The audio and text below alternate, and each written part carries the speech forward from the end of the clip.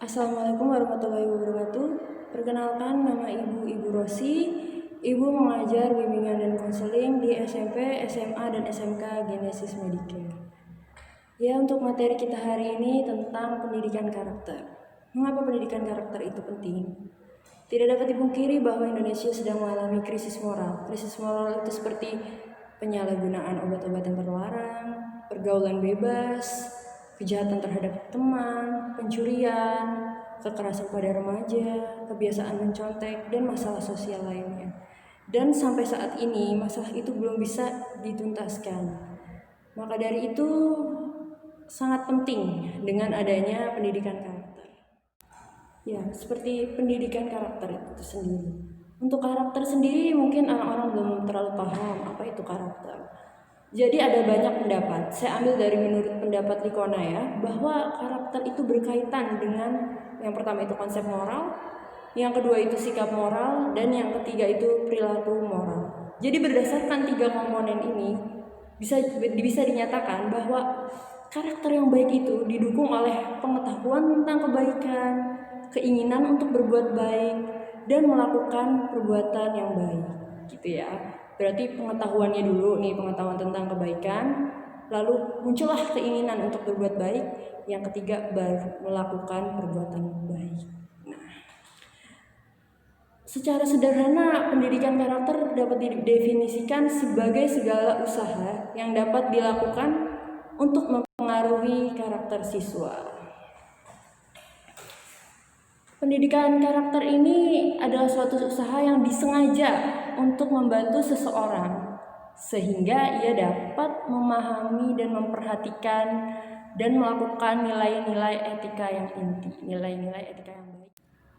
Jika diambil dari berbagai pendapat, ada juga pendidikan karakter menurut Suyanto. Itu jadi tentang karakter itu sebagai cara berpikir dan berperilaku yang menjadi ciri khas setiap individu. Jika kita ambil pendapat juga dari Kertajaya, karakter itu adalah ciri khas yang dimiliki oleh seorang individu, gitu ya. Bagaimana pendidikan karakter menurut psikologi? Kalau karakter itu menurut psikologi, karakter adalah kepribadian yang ditinjau dari titik tolak etis atau moral. Misalnya kayak kejujuran seseorang. Dan biasanya berkaitan dengan sifat-sifat yang relatif menentu, gitu ya. Jadi ada 18 butir nilai-nilai pendidikan karakter. Apa saja itu? Yaitu ada pertama religius, 2 jujur, 3 toleransi, 4 disiplin, 5 kerja keras, 6 kreatif, 7 mandiri, 8 demokratis, 9 rasa ingin tahu, 10 semangat kebangsaan, 11 cinta tanah air, 12 menghargai prestasi, 13 bersahabat atau komunikatif, 14 cinta damai, 15 gemar membaca, 16 peduli lingkungan, 17 peduli sosial, dan 18 yaitu tanggung jawab. Untuk pendidikan karakter telah menjadi perhatian berbagai negara dalam rangka mempersiapkan generasi yang berkualitas. Bukan hanya untuk kepentingan warga negara saja, tapi untuk menjadi generasi yang berprestasi. Ya, jadi untuk pendidikan karakter itu berarti adalah usaha kita secara sengaja dari seluruh dimensi kehidupan sekolah ataupun madrasah untuk membantu pembentukan karakter secara optimal. Untuk pendidikan karakter sendiri itu menggunakan beberapa metode. Yang pertama itu ada metode keteladanan, yang kedua metode pembiasaan, yang ketiga itu metode pujian, dan yang keempat itu metode hukuman. Karena di Indonesia sendiri ada salah satu tujuan pendidikan nasional, yaitu pasal 1 Undang-Undang Sisdiknas tahun 2003 yang menyatakan bahwa di antara tujuan pendidikan nasional adalah mengembangkan potensi peserta didik untuk memiliki kecerdasan, kepribadian, dan akhlak mulia. Dari sini saja kita sudah bisa ambil intinya ya, bahwa Indonesia tidak hanya memerlukan insan-insan yang cerdas, tapi juga Indonesia memerlukan generasi yang berkarakter dan berkepribadian yang baik. Jadi bisa dibilang pendidikan karakter adalah pendidikan budi pekerti yang melibatkan pengetahuan, perasaan, dan tindakan. Sementara itu terdapat 9 pilar karakter yang berasal dari nilai-nilai luhur universal. Yang pertama itu karakter cinta kepada Tuhan dan segenap ciptaannya. Yang kedua itu kemandirian. Yang ketiga itu kejujuran atau amanah. Yang keempat itu hormat dan santun. Yang kelima itu dermawan. Yang keenam itu percaya diri. Yang ketujuh itu kepemimpinan.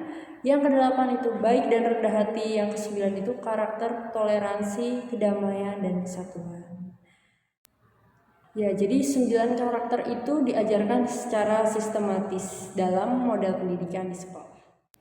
Lalu kira-kira kapan pendidikan karakter ini diberikan? Sebaiknya diterapkan sejak usia anak-anak atau disebut masa emas ya, usia emas. Karena di usia segitu tuh terbukti untuk menentukan kemampuan anak-anak dalam mengembangkan potensinya. Nah, tapi di sebagian keluarga barangkali proses pendidikan karakter ini kurang sistematis karena sangat sulit. Misalnya ada orang tua yang bekerja dan rutinitasnya padat. Maka dari itu pendidikan karakter juga bisa diberikan dari sekolah. Dan disinilah peran guru untuk menjadi digugu dan ditiru dipertaruhkan untuk membentuk karakter anak juga. Jadi dampak pendidikan karakter terhadap keberhasilan akademik itu sangat besar ya. Karena anak yang gagal di akademik bukan berarti anak itu tuh gagalnya karena kecerdasan otak, tapi kadang-kadang karena sikapnya yang misalnya dia tidak bisa bergaul, tidak bisa berkonsentrasi, tidak mempunyai rasa empati, dan kesulitan berkomunikasi. Bahkan menurut Daniel Goleman tentang keberhasilan seseorang di masyarakat itu 80% dipengaruhi oleh kecerdasan emosi dan 20% dengan kecerdasan IQ atau otaknya. Anak-anak yang bermasalah dalam kecerdasan emosinya akan mengalami kesulitan belajar, bergaul, dan tidak dapat mengontrol emosinya. Gitu ya, berarti di sini ditekankan bahwa pendidikan karakter itu sangat penting karena mempengaruhi segala ranah yang ada seperti prestasi akademik, lalu kehidupan sosial anak, dan lain sebagainya gitu. Anak-anak yang bermasalah pada usia prasekolah, bermasalah pada karakternya, itu harus langsung ditangani sehingga tidak terbawa-bawa sampai ia usia dewasa, agar bisa terhindar dari permasalahan seperti narkoba, tawuran, pergaulan bebas, dan lain sebagainya.